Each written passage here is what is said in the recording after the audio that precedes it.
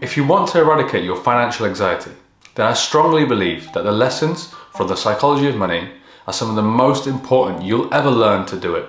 I'm Jayan, a finance manager for a $100 billion company.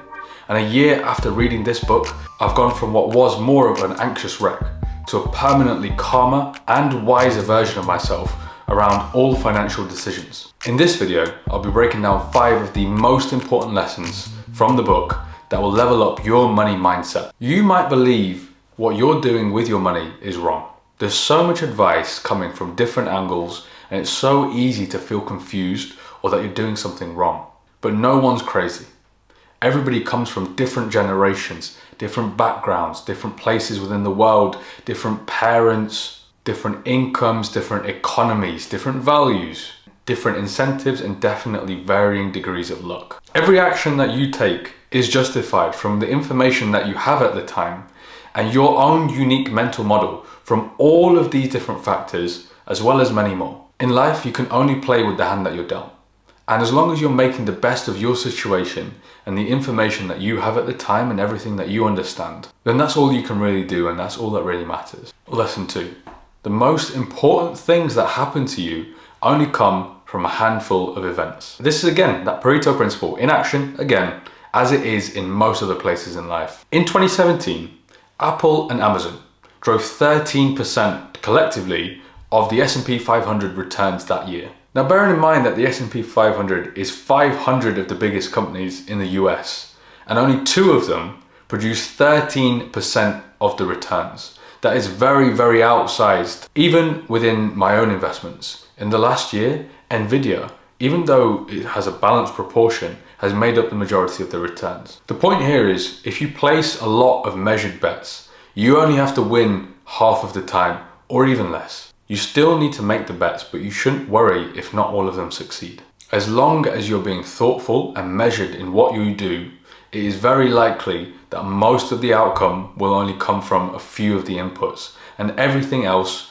won't really matter. When you understand this, you can place less emphasis on the necessity of any particular outcome, because over time, if you're placing 10 bets and a few of them fail, it doesn't really matter. Lesson 3. It's better to do what is reasonable rather than what is rational. It's so easy to fall into the trap of thinking that you must do things perfectly and that anything other than perfection is a failure. And if you don't optimize your portfolio 100% accurately with all the right allocations, then you're doing something wrong. But you shouldn't aim for just cold rationality. And instead, going for something reasonable is much more sustainable in the long run. Now, the best thing to do would be to live on the absolute bare minimum you can for the next 10 years and put all of the extra money that you can save into the stock market and let compounding do its magic. But that is completely unreasonable. It's very rational. Reasonably, you only have the present moment, and it's the present moment forever. So there is something to be said about saving for the future. But in this situation, you probably want to go with a reasonable mix of both, something that feels about right.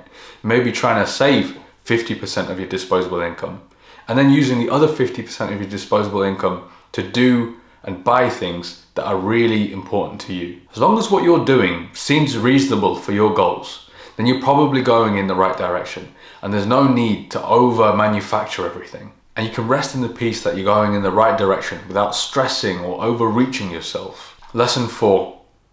Always leave room for error.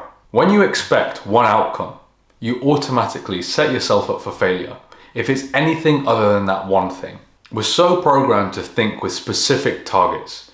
When you have economic growth targets, there's just one number. When there's inflation, it's just one number at one point in time. In stocks and shares, you have one price target. But this is where Benjamin Graham's margin of safety comes in. And it's the premise that the world is not black and white. There's a grey area, and a range of outcomes are acceptable. If you look here on this bell curve, the one outcome would be in the middle, but the margin of safety would just be the things this side or that side of the bell curve. There's a few things that could happen that would probably be good enough. When you start to think of possibilities in this range of acceptable outcomes rather than the one thing, you become a lot smarter and a lot more peaceful, and things don't bother you as much when they don't go exactly according to plan, because you know they've gone in the right direction. Lesson 5. Everyone is playing a different financial game. dependent on where they are in life. Their ambitions, aspirations, goals, current income, current assets. So many financial decisions are seen from how people behave and what they do and what they tell you to do. But you don't really see behind the screen about how they feel, how they worry, and what their plans are. And you also see them at some point in their journey. You have no idea when their goals and plans are going to change, and their advice is going to change with them. Years ago, I lost thousands on a move to earn crypto platform, not knowing the market dynamics and the setup of the coin and the release cycle and the hype cycle, as well as the market cap relative to overall cryptocurrency and all other risk factors. And instead I was lured in with the premise of making £40 a day, which did happen for a fair amount of time. And for most people it was great. It was move to earn, it was inspiring real good in the world, except I lost a lot of money because I was playing a different game to everybody else. Ultimately, you need to understand your own time horizon and what you want to do with your money, and not be persuaded by the swathe of people that are going to be telling you to do this and do that and jump on this trend and this is the best investment at the moment. Don't be persuaded by people playing different games to you. If there's just one thing to take away from this video, it's that you need to understand the game that you are playing with your own money. And I'd recommend putting in as much time as necessary to get to that answer. Now, if you got any value out of this video, subscribe to the channel because I've got a lot more practical advice coming in the future. And if you're at all interested in how I manage my own money, then click this video right here.